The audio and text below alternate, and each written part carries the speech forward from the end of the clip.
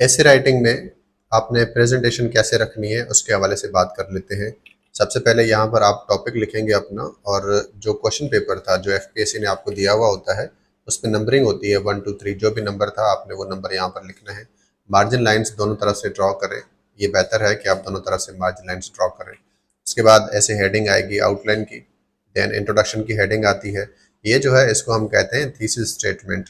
Suggestion ये है कि आप थीसिस स्टेटमेंट को यहाँ पर लिखें, और ये जो थीसिस है it is part of your introduction.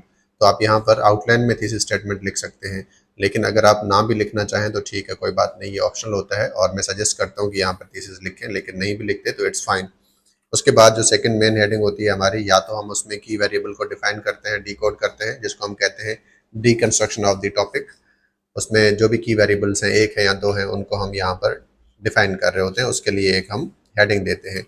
Then अब हमने टॉपिक को हिट करना होता है, तो हमने फिर थर्ड नंबर पे अपनी मेन हेडिंग देनी होती है और उसके बाद उसके आर्ग्यूमेंट्स लिखना स्टार्ट करने होते हैं।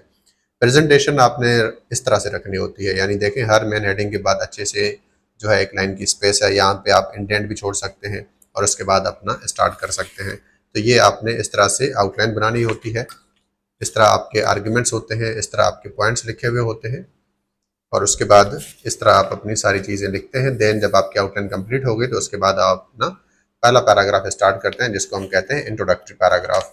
याद रहे कि जो आपका ऐसे होता है उसके अंदर हम कोई भी हेडिंग्स नहीं देते।